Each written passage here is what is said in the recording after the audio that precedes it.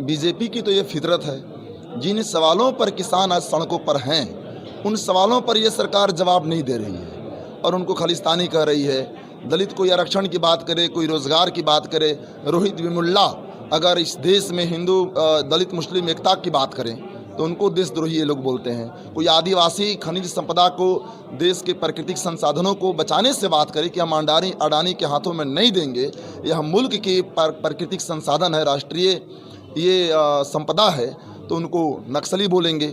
कोई अगर माइनॉरिटी अपने इंसाफ की आवाज़ उठाएंगे, अपनी जमहूरियत की बात बोलेंगे, उनको लोग ये लोग आतंकवादी बोलेंगे। तो ये बीजेपी की ये दमन का ये बहाना है और बीजेपी लोकतंत्र के खिलाफ है, बीजेपी भारतीय संविधान के खिलाफ है। बीजेपी कोई भी जन आंदोलन को सम्मान करने के बजाय उस पर दमन ढाने का इसका राजनीतिक चरित्र है।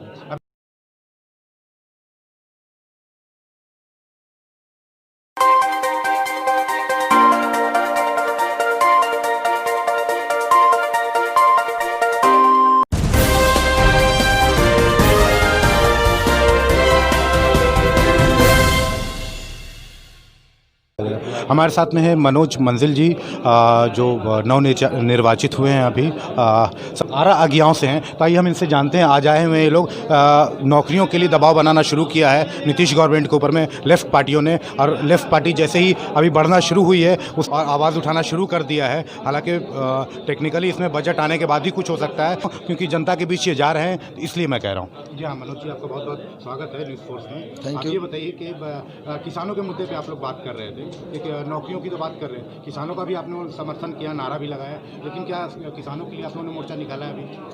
कि आज़ादी के आंदोलन में किसानों की बहुत बड़ी शहादत रही है। किसानों ने लहू दिया है। आज़ादी के बाद भी देश निर्माण में किसानों का खून पसीना लगा है।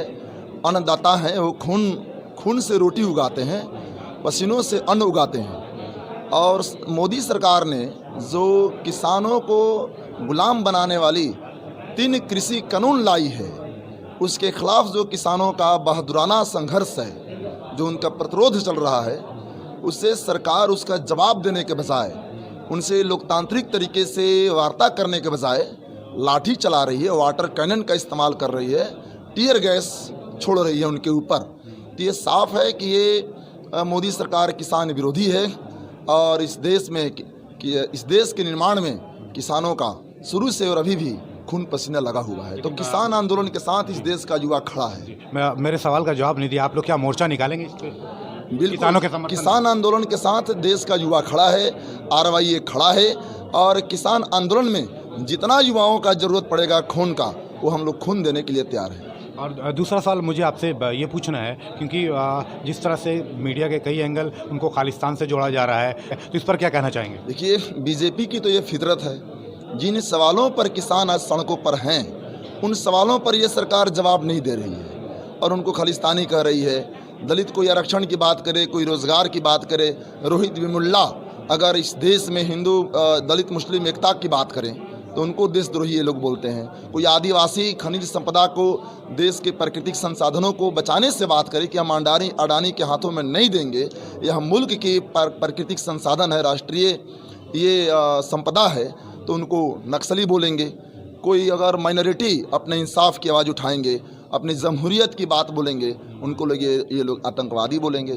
तो ये बीजेपी की ये दमन का ये बहाना है और बीजेपी लोकतंत्र के खिलाफ है, बीजेपी भारतीय संविधान के खिलाफ है। बीजेपी कोई भी जन आंदोलन को सम्मान करने के बजाय उस पर दमन ढाने का इसका राजनीतिक चरित्र है। अभी गुलनास का जो वाक़या हुआ, बहुत दर्दनाक घटना हुई है, तो आप लोग वहाँ भी विधानसभा में भी आवाज़ उठा रहे थे। आप लोग ने बाहर में उसके लिए गोपाल रविदास जी भी थे और भी बहुत सारे ML के जो विधायक थे वो लोग भी थे। तो उस पर आप क्या आप लोग आश्वासन मिला? बीजेपी आश्वासन क्या मिला? बीजेपी तो बेटी बचाओ बेटी पढ़ाने की बात करती है, लेकिन ये बलात्कारियों को बचाते हैं और बलात्कारियों को संरक्षण देने का काम करते हैं।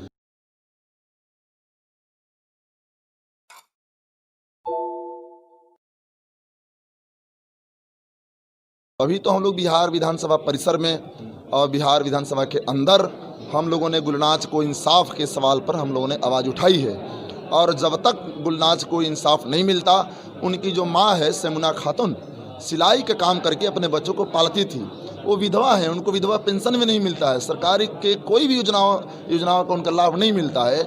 और अपने पसीना से, अपने कमाई से बच्चों को पालने वाली, पढ़ाने वाली एक विधवा माँ के बेटी के साथ इस तरह का ज्यादती हुआ है, बलात्कार और जिंदा जला दिया गया, ये और बलात्कारियों को सरकार संरक्षण दे रही है। तो हम लोग उनके इंसाफ के लिए और उनकी अम्मा को, सेमुना खातून को सरकारी नौकरी के लिए और अपराधियों को कड़ी से कड़ी सजा देने तक हमारी लड़ाई जारी रहेगी। लेकिन देखिए, सिर्फ बिहार तक ये बात सीमित नहीं है। आप तो खैर यहाँ से आते हैं, प्रतिनिधित्व करते हैं, लेकिन एक पार्टी के बेस पे आपसे मैं पूछना चाहता हूँ, क्योंकि आप महासचिव हैं आरवाई के मेरे ख्याल से जी। तो यूपी में हर जगह दलित उत्पीड़न का, महिलाओं के साथ में उत्पीड़न का ये बढ़ता ही जा रहा है। तो इसके लिए क्या आप लोग सिर्फ आवाज़ उठा के चुपे, या आगे तक कुछ आंदोलन चलेगा? महासचिव जी, राष्ट्रीय अध्यक्ष, सॉरी।